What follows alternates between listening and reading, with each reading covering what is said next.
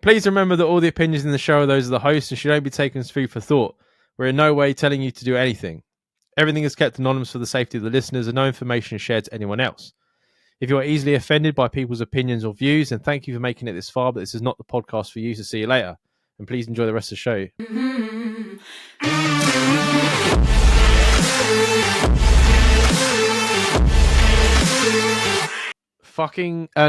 Ricky fucking Stanicki? Stanicki? Oh, the movie. That's a suggestion for the RMC lads. Fucking love you two arguing over films. Yeah, that's the one with Zac Efron and John Cena, which I've been seeing in clips for. I've really wanted to watch. So thanks very much. Hopefully you're on the Patreon, because otherwise you'll be waiting about 4 months for it. But I can't. I've got a proper man boner for John Cena at the minute. Like, he just, after the TV show that he did. Oh yeah, Peacemaker. He just makes me fucking laugh. I like everything. Just one of those guys. Like, just him being him makes me laugh. So I can't wait to watch it. You two bickering is comedy fucking gold. Well, Jamie winds me up. What can I do? Sometimes I have to find things to get down on because I know people react to it. This is how we work. I find things that are so unbelievably disgusting that I get the Dan, and then Jamie finds stuff just to piss me off. So that's how we work. I mean, that's what keeps the love. I also have a problem, gentlemen. I have a new sister-in-law that is vegan. She's coming to a barbecue in a couple of weeks. Short of giving her leaves and berries, what on earth is a good suggestion for vegan food for a barbecue? On top of that, I sent this email because I know Dan eats vegan, but isn't through choice. Definitely not. My other issue dealing with the talk subject of veganism. How do I get around it when I think it's bullshit, lads? So it's good to say that this guy's American. Because fuck knows what vegan food is in America. I have no idea.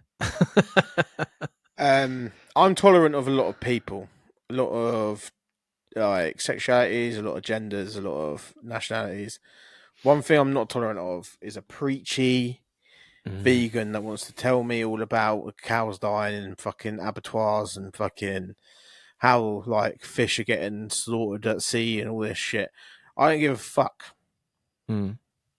Like it's being made either way, so whether I eat it or not. Do you know what I mean? And unless you give me a good substitute that isn't going to give me cancer in 20 years, then albeit. There's a joke that I read, or I heard, I can't remember what it was, a couple weeks ago, which fucking made me laugh. And it said, every time I go to McDonald's, I order a double. So every time I eat a burger, it cancels out the one person not eating meat. That was fucking brilliant. We'll probably get flack for this, but I just don't give a shit, man. Like... No, I agree. I think the same thing with everything, right? I always think education is better over than like bullying.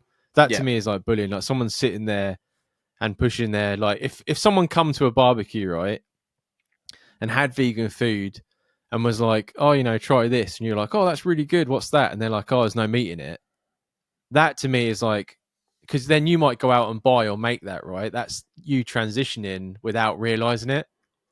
Yeah, and there's been times like I've bought Linda McCartney sausages without realizing they're vegan. I ate them, and I was like, "Oh, these are really nice." And then Charlotte told me after the fact that they're vegan. That's what I mean. But it does. My problem with it is there's people. I've come across a few of these in my lifetime. These vegans, and like I've come across people that eat vegan for a reason, or whatever, or they believe in all the stuff, but they don't want to tell you every 5 minutes they're a vegan, and that's what I get sick of. Is like. It's like when you need to introduce yourself as a vegan. I don't introduce myself as a meat eater or something like that.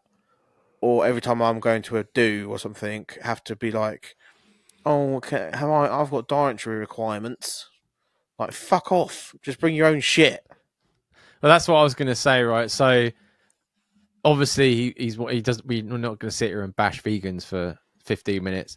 No. So like, I have a lot of requirements. Like you said, Dan eats vegan. If I'm Mm. going anywhere that is requires me to eat food, I would always bring my own. It's not your responsibility, even though to be a good host, it's not your responsibility to provide it. My first port of call, if I was the host, I would be ringing whoever the partner is. I can't Mm-hmm. remember who she is, and I would just say, I'm going down to the shops to buy the food for the barbecue. Would you like me to pick anything up, or is so and so bringing their own food, which I'm happy to cook? Yeah. And more than likely, a vegan would bring their own food. The only Yeah. things I would say to do is to buy one of them throwaway disposable barbecues and put it next to the, because they're not obviously going to want to share the barbecue that you've been cooking meat on. Yeah. You know what I mean? And that's just being polite. That's not Yeah. That's being anything like that. polite. Yeah, yeah. Or like even put it on a bit of foil or something so it's not making touching the grill or whatever Yeah. I think directly. that's fair enough. Yeah. With the whole talk, it depends on what kind of person she is. I think if you're the host, I think the best thing to do is just to fake it till you make it. You know what I mean? Just listen to what they have to say and then try and change the subject without being rude. Most are like, if she's the only vegan there, like, just don't make her feel out of place. I'd say right now in the UK, there's some great vegan stuff. Like in Morrison's, there's this plant-based coleslaw.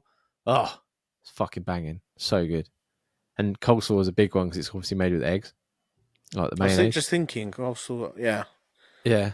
And they normally put like cream in it as well to make it like, but oh, so good. And Corn do some really good like uh buffet food. So they've got like fake Scotch eggs and like all these different things that are really good that I would get. And like, especially as well, because obviously you don't want to spend too much on fucking vegan food, but crisps and things like that are so fucking good. Like the lentil crisps and things like that, which are Yeah. vegan. Everyone will eat them. So even just because that's the whole thing, right? You want to make them feel included in the party, not separated. So Yeah. getting food that everyone's going to try and say is good makes them feel included, and that's what I would have done. Just things like And that. it gives a few options as well.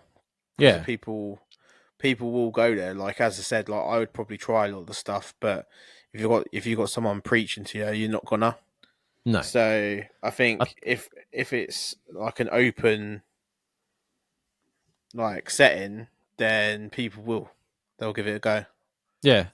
So that's the main thing. Because you're the host, right? You don't want to aggravate anyone.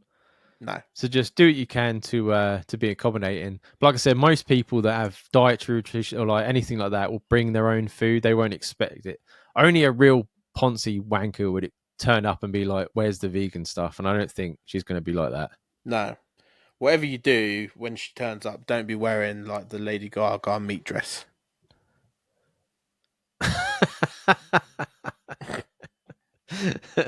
Cooking some burgers and dabbing some fat behind your ears. Um, but I hope I think by the time this come out, the barbecue's been. So I did reply all of this in an email. Yeah. But hopefully it went well. And shame we can't be there. But have a good time.